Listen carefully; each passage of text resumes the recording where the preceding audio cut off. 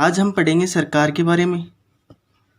सरकार ये क्या होती है और इसका क्या काम होता है। देखो, सरकार के 3 अंग होते हैं। नंबर 1 व्यवस्थापिका,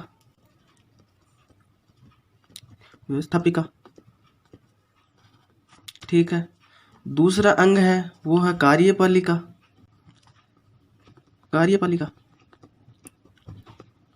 तीसरा जो सरकार का अंग है वो है न्यायपालिका।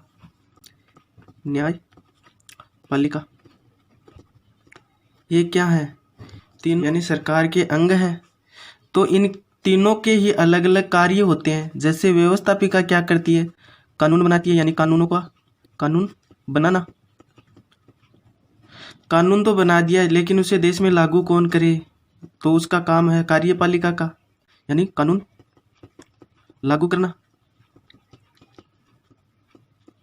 भाई कानून लागू भी हो गया, बन भी गया, लेकिन उसको लोगों को समझाए कौन? तो यानी न्यायपालिका का काम है कानूनों की व्याख्या करना। ये सरकार के 3 अंग हैं और तीनों अंगों के अलग अलग कार्य हैं। ठीक है। व्यवस्थापिका जिसका कार्य क्या है? कानून बनाना। कानून ही तो बनाती है व्यवस्थापिका। कार्यपालिका का क्या कार्य है? कानूनों को लागू करना। न्यायपालिका का कार्य है व्याख्या करना, यानी कानून बना दिए उनकी व्याख्या करना, यानी लोगों को समझाना किसका कार्य है? न्यायपालिका का काम है। ठीक है। अब हमको क्या पढ़ना है? हमको पढ़ना है व्यवस्थापिका, और व्यवस्थापिका को हमारे भारत में संसद के नाम से जाना जाता है। ठीक है, संसद के नाम से जाना जाता है।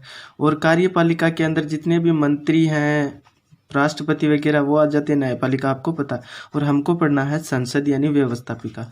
हमारे देश में संसद का प्रावधान अनुच्छेद 79 में किया गया है। ठीक है ना।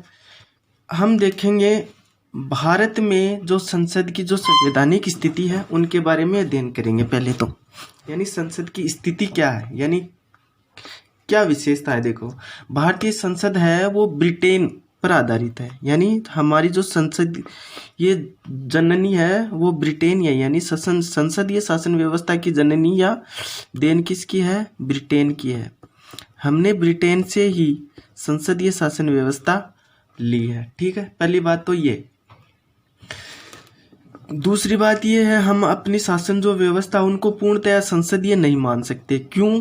क्योंकि ब्रिटेन की संसदीय शासन व्यवस्था और भारत की संसदीय शासन व्यवस्था में बहुत ज़्यादा अंतर है। कैसे है भाई? ब्रिटेन में जो संसद कानून बना देती है उसको कोई चैलेंज नहीं कर सकता, लेकिन भारत में यदि कोई कानून बनाती है भारतीय संसद तो उसे अवैध घोषित किया जा सकता है। कैसे? एक लेखक है डी लोमे, उन्होंने जो ब्रिटेन की संसद है उनके बारे में एक बार कहा था कि ब्रिटिश संसद सब कुछ कर सकती है, केवल स्त्री को पुरुष और पुरुष को स्त्री नहीं कर सकती। डी लोमे ने कहा था कि ब्रिटिश संसद सब कुछ कर सकती है, लेकिन स्त्री को पुरुष और पुरुष को स्त्री नहीं कर सकती। इसका स्पष्ट मतलब है कि जो ब्रिटेन की जो संसद है वो चाहे जैसा कानून बना सकती है, लेकिन भारत की ये परिस्थिति नहीं है। भारत में कुछ अलग है। भारत में ये सब नहीं हो सकता, जैसा चाहे वैसा कानून नहीं बना सकती। ये बात हो चुकी केशवानंद भारती मामले में, यानी एक मामला आया था केरल राज्य का था, वो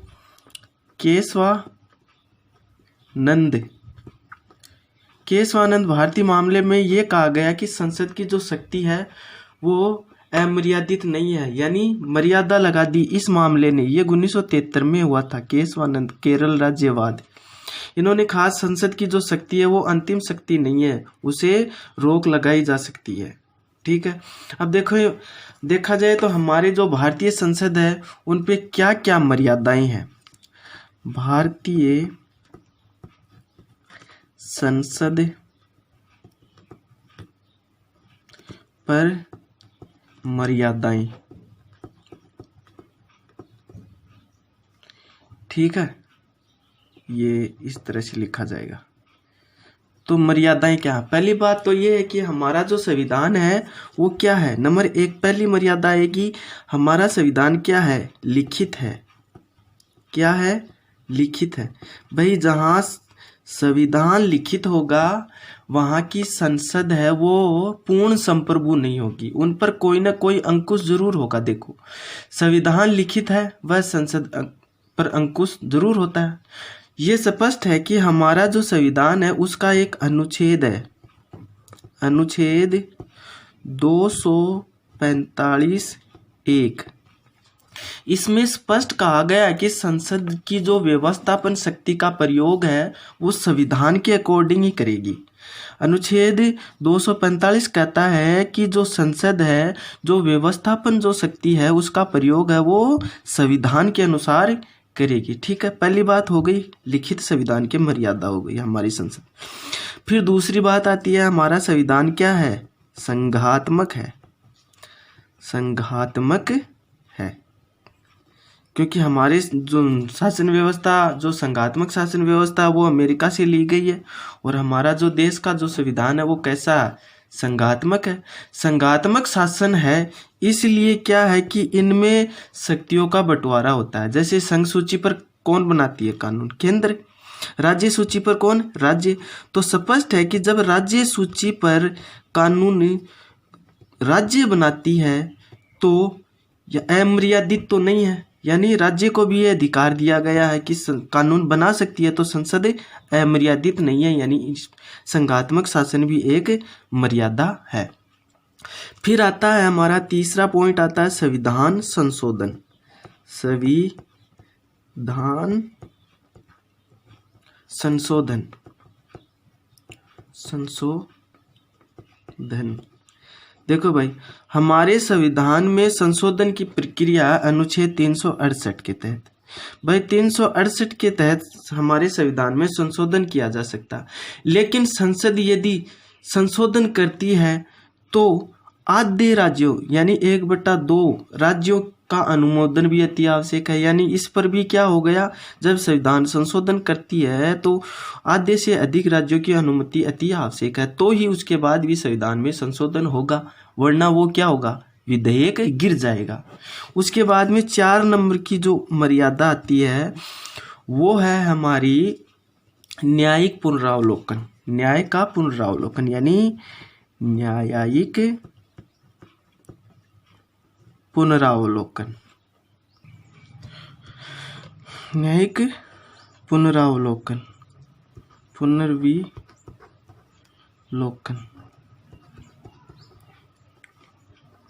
भाई एक जो मर्यादा है वो यह है, यदि संसद द्वारा बनाया गया कोई भी कानून संविधान के जो खिलाफ होता है उस पर क्या करती है, न्यायिक पुनरावलोकन की वजह से न्यायपालिका वो उसे अवैध घोषित कर देती है। उस कानून को क्या कर देती है, अवैध। यानी यदि संविधान के अकॉर्डिंग कोई कानून नहीं है, उसका उल्लंघन संसद द्वारा बनाया गया कोई भी कानून उसका उल्लंघन करता है संविधान का, तो क्या करता है, न्यायपालिका उसे अवैध करार दे सकती है। इन सभी बातों से स्पष्ट हो गया कि हमारे जो देश की संसद है वो पूर्णतया अमर्यादित नहीं है। यानी हमारे देश में ना तो संसदीय शासन व्यवस्था है और ना ही अध्यक्षीय शासन व्यवस्था है। यानी हमारे देश में है वो कौन सा शासन व्यवस्था, यानी एक तो संसदीय और न्यायिक प्लस न्यायिक सर्वोच्चता।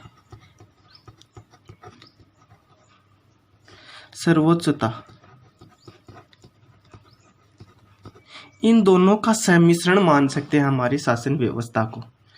तो हमारी संसद है वो क्या नहीं है, अमर्यादित नहीं है, उन पर भी मर्यादाएं हैं। अब पढ़ेंगे हम भारतीय संसद के कार्य व शक्तियां।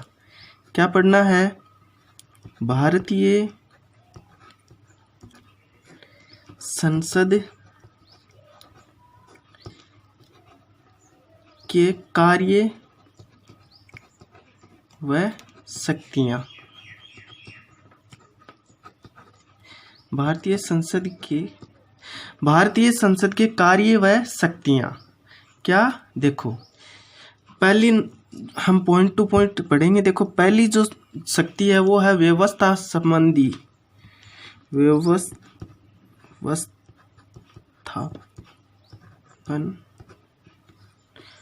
संबंधी, व्यवस्थापन संबंधी शक्ति। पहली शक्ति क्या है? व्यवस्थापन संबंधी शक्ति। देखो इसके बारे में पढ़ते हैं। देखो व्यवस्थापन संबंधी शक्तियों में सबसे पहले हम लेते हैं, देखो जो एक नंबर संघ सूची के विषय पर कानून बनाती है। कौन सी विषय पर? संघ सूची पर। इसके अलावा समवर्ती सूची पर भी कानून बना सकती है, समवर्ती सूची पर।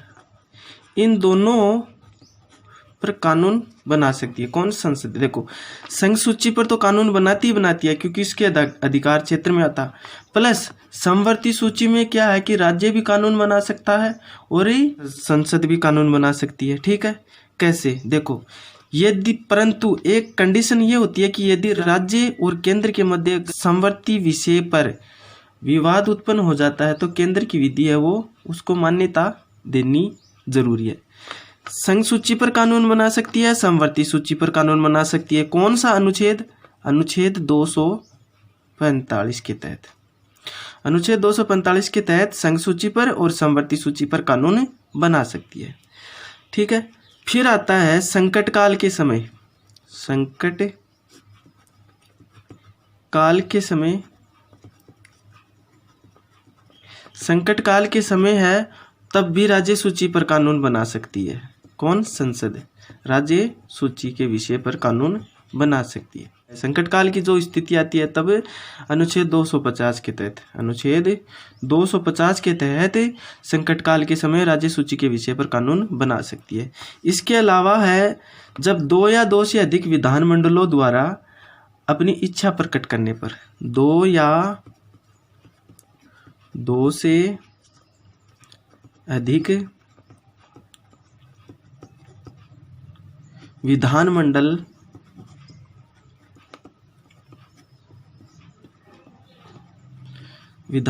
द्वारा इच्छा प्रकट करने पर, इच्छा प्रकट करने पर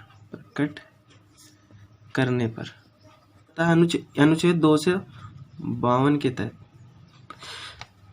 अगला है हमारा 2 या 2 से अधिक विधानमंडल की इच्छा प्रकट करने पर भी संसद कानून बना सकती है। ठीक है ना। फिर उसके बाद आता है, अगला है राज्यसभा द्वारा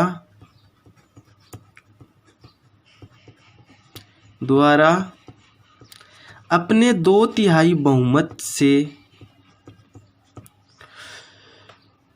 अपनी इच्छा से, यानी अपने 2/3 बहुमत से उस विषय को राष्ट्रीय महत्व का घोषित कर सकती है। यानी जो विषय राष्ट्रीय महत्व का है, जो राज्य सूची में, उसे राष्ट्रीय महत्व का घोषित कर सकती है और उस पर कानून कौन बना सकता है? संसद कानून बना सकती है। ठीक है, अब पढ़ेंगे 2 नंबर। 2 नंबर पर आती है वित्तीय शक्ति। कौन सी? वित्तीय शक्ति।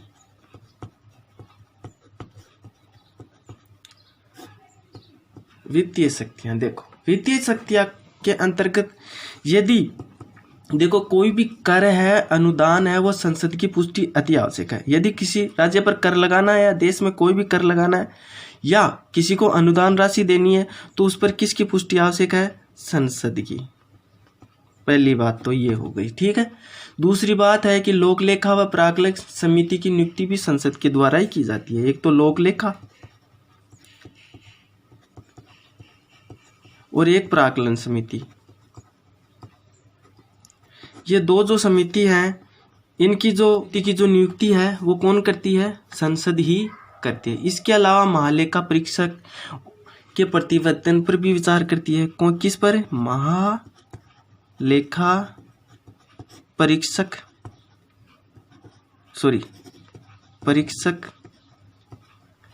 के प्रतिवेदन पर भी विचार करती है। कौन करती है? संसद करती है। ठीक है, यानी वित्तीय शक्ति में एक तो लोक लेखा और प्राकलन समिति की नियुक्ति करती है। ठीक है, इसके अलावा देश में कोई भी कर लगाना है या देश के किसी हिस्से में अनुदान देना है तो वो कौन करती है? संसद की अनुमति आवश्यकता है। इसके अलावा संसद का जो संघीय वित्त पर है वो पूर्ण नियंत्रण होता है। कौन से वित्त पर? संघ का जो वित्त है उस पर संसद का पूरा नियंत्रण होता है। संसद की स्वीकृति बिना राष्ट्रीय वित्त पर कार्यपालिका खर्च भी नहीं कर सकती। ये क्या है? राष्ट्र जो संसद है उसकी वित्तीय शक्तियां हैं। आगे पढ़ते हैं, कार्यपालिका शक्तियां। कार्यपालिका शक्तियां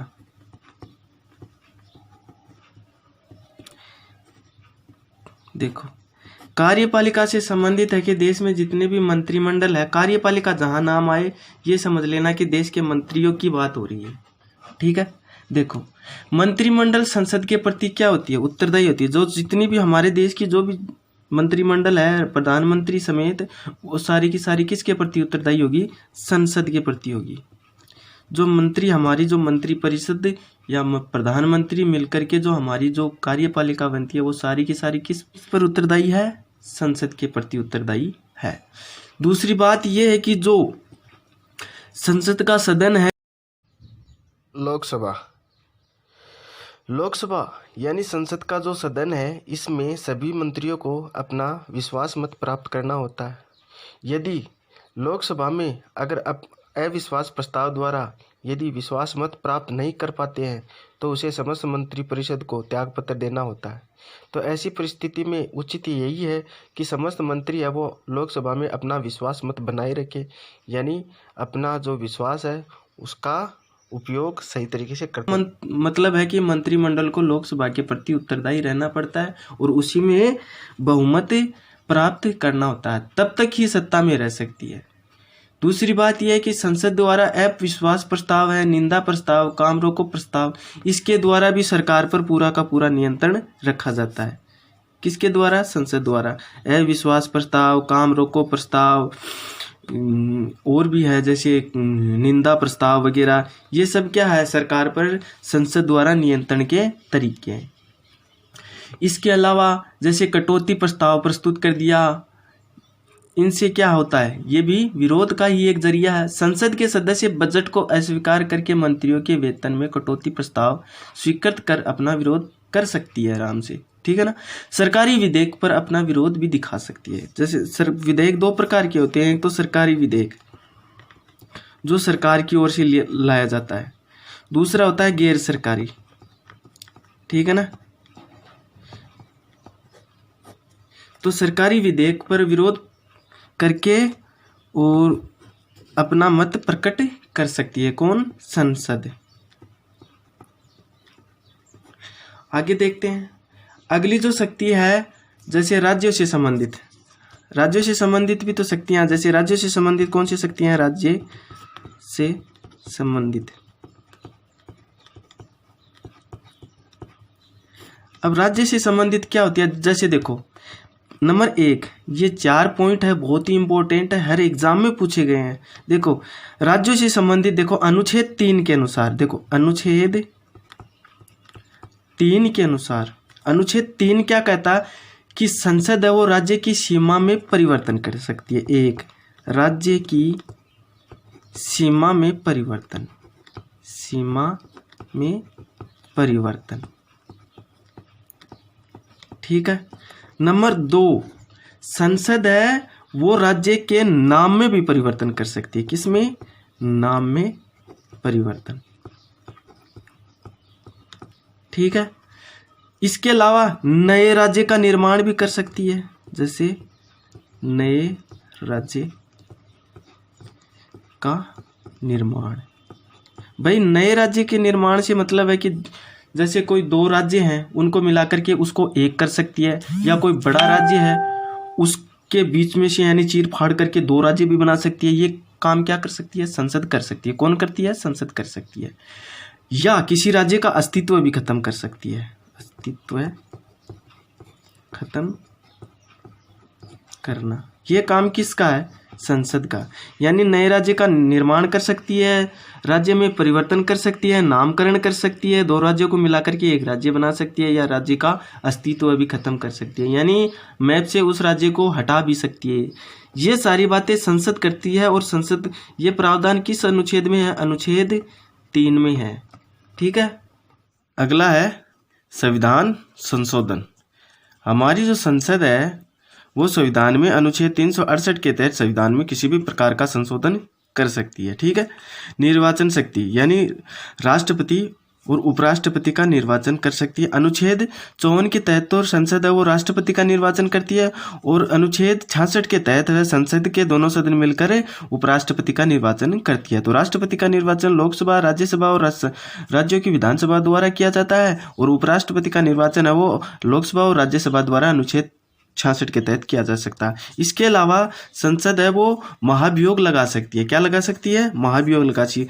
राष्ट्रपति और उपराष्ट्रपति और न्यायाधीश पर महाभियोग की प्रक्रिया वो संसद द्वारा ही लगाई जाती है। ठीक है, तो आज का जो लेसन है ये यहीं पर पूरा होता है।